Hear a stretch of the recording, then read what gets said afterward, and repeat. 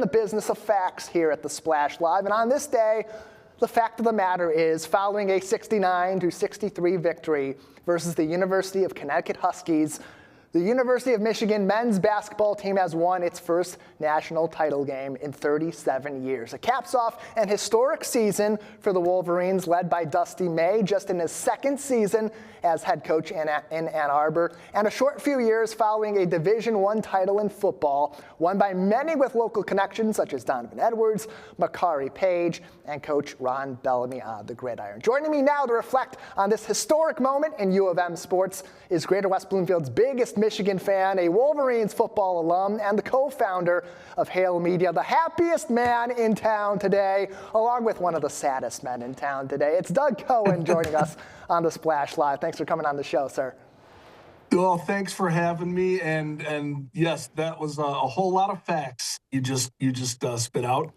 And it is great to be a Michigan Wolverine. Hail to the victors, leaders and best. Yeah, you know, for so much of the year, we look at the calendar from a college basketball standpoint as January, February, Izzo. And after the month of Izzo comes April. But I think at this point, we're skipping straight to May after what Dusty May did in just 2 years at the University of Michigan. Doug, there's so much debate about the way that Dusty May has built this program into a champion in just 2 years. From your side of it, and I have a feeling I know what your opinion is on this, where's your take on the balance between building a program, building a team that lasts the years, in the age of NIL and in the age of paying players to transfer to your school? Well, I mean, listen, Dusty's done it in an incredible fashion. He mastered the current landscape, whatever you think of the current landscape, and it is broken. It is very messy. It's an overcorrection from what was really a problem and what was getting out of hand for years before there was NIL, when the money was getting bigger and bigger and bigger, and it got to the point where it started to feel more like exploitation of student athletes. And so now they can get paid, and it's exploded into this crazy, Charles Barkley had said, I used to call it the Wild Wild West, but at this point calling it the Wild Wild West would be a disservice to the Wild Wild West, because it's nuts. And I think we can all acknowledge that. But given that being the state of college basketball, you got to navigate that, and nobody did it better than Dusty May. He assembled an unbelievable roster, and he did it in a way where, it was a progression. Because last year he brought in a couple of big men, got us to the Sweet 16, won the Big Ten tournament, and did it in a way where he had two big men, Vlad and Danny Wolf, and turned those two players' games up such a level that it attracted other big men who wanted some of that magic and wanted to be able to increase their game. And he took a guy like Adai Mara, who was being underutilized at UCLA, and saw what Dusty did for Vlad and Danny and said, you know what, that's the guy I want to play for. So, Adai Mara could have gotten a lot of money at a lot of different places. Yeah. But Dusty is the big man whisperer at this point. He's done amazing things with big men in 2 seasons at Michigan. And not only did he go out and assemble a roster of talent, but, he had an eye for the talent that he knew he could fit together as pieces of a puzzle. And that takes a certain, mastery of the approach. And he got them all on a roster together and built a culture in a very short time of an unselfish team that loves each other, loves being here at Michigan, plays unselfishly. And this guy really created lightning in a bottle. Like, I don't know if, I've ever seen anything like it. I don't think anyone's ever seen it.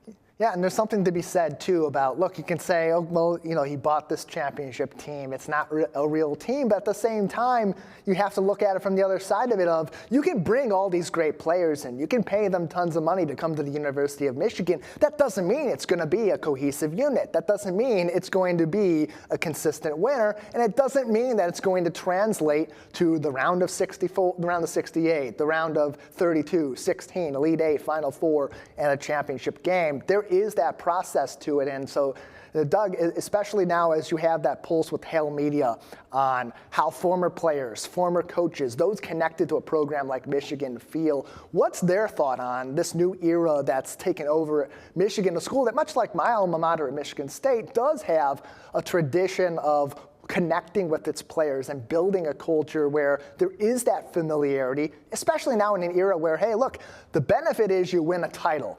The drawback is there may not be that strong connection that builds over 3 or 4 years.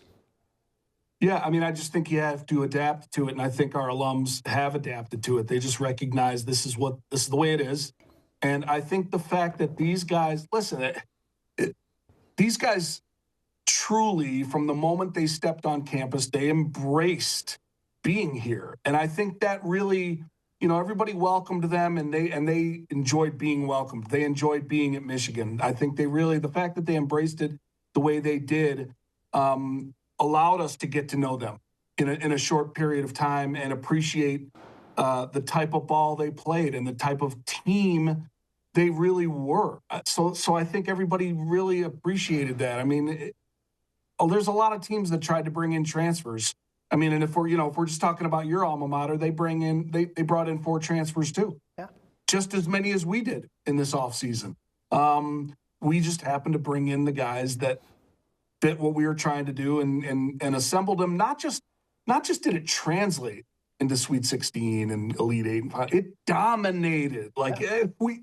We dominated in historic fashion. I mean, going back to that trip out to Vegas when we blew away San Diego State, Auburn, and Gonzaga like they were nothing. I mean, we tore through the NCAA tournament with a bigger margin of points victory combined than anybody ever has, I think, in history. I think it was like 114-point differential. And so that's just, it's hard not to be excited and not appreciate it. And, you mentioned Hail Media. Listen, our basketball show on Hail Media is Go Blue Hoops, which is hosted by Tim McCormick. And we had just from this year's roster on the show this year, we had Will Cheddar, Adai Mara, Yaxel Lendeborg, Namari Burnett, Winters Grady, and Merez Johnson Jr. All those guys came on the show. And they all talked about Michigan, how much they love Michigan and their teammates and Dusty and the culture and how they play together. They didn't talk about themselves and their future and their NBA aspirations or the money, or they didn't really want to talk about any of that stuff. They wanted to talk about Michigan. So I think it was hard not to embrace and appreciate this if you're a Michigan fan or alum. They embraced it, so we embraced it right back.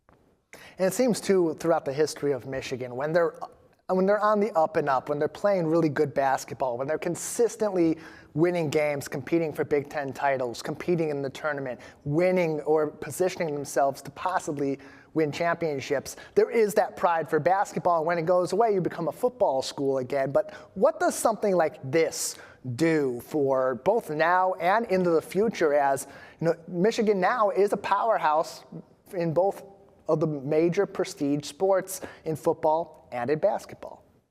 Yeah, well, and listen, I think it just kind of validates and expands the brand and the power of the brand as a whole, because Michigan is such a powerful brand to begin with, and internationally known. It's such a recognizable brand.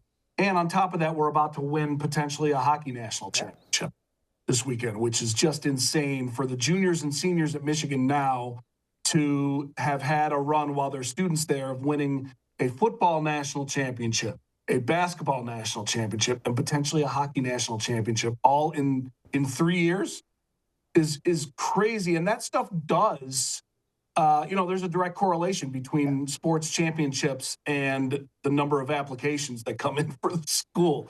It's only going to help the kind of the rich get richer type of paradigm. We're going to continue to build our brand and the prestige of the brand with all of this success. And don't forget, not only was this the best men's Michigan basketball team we've ever had, we just had our best women's basketball team we've ever had in our history with a 7th ranked finish and another, only our second Elite Eight appearance and 28 wins, which is the most in our history. So and we have a women's show on Hail Media Group as well, which is great, which is Nolan and Hobbs, hosted by Maddie Nolan and Jordan Hobbs, who are both great players at Michigan and are both currently playing in Europe. So we've been able to, it's been a great ride for us at Hail Media and for me to be able to cover these two teams and produce a podcast for both as they have such historic seasons.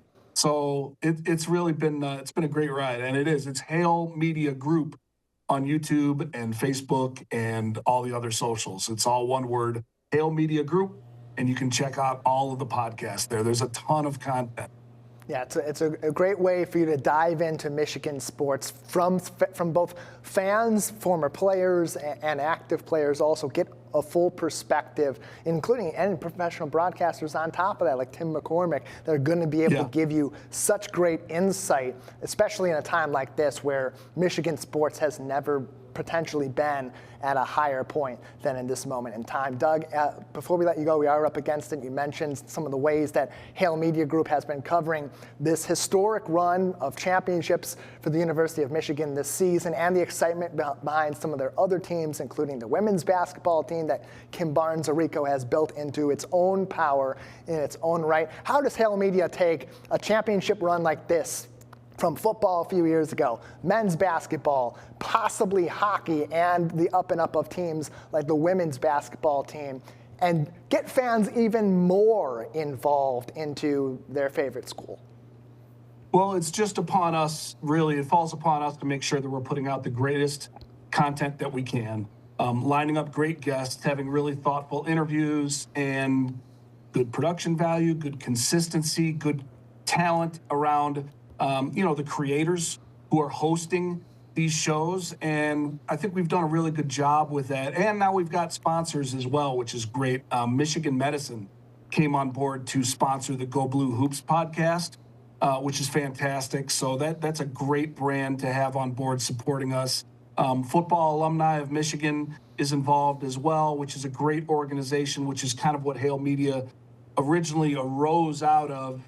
So we've got some great support around us, and we've got great insight coming from our creators and our guests. I mean, you mentioned Tim McCormick. Tim McCormick does such a fantastic job. Listen, as a former football player, as a football guy, and we've also got football shows, and we're adding more. As a matter of fact, we're going to be launching a show with hosted by Caden Colasar, which we're really excited about. He played on the 3 recent championship teams. And what was I lost my track of thought. Oh, what I was going to say is Tim McCormick is so knowledgeable and so insightful. And I'll tell you what, you watch his previews of upcoming games and keys to the game, and then you watch the game and it plays out exactly as he laid it out.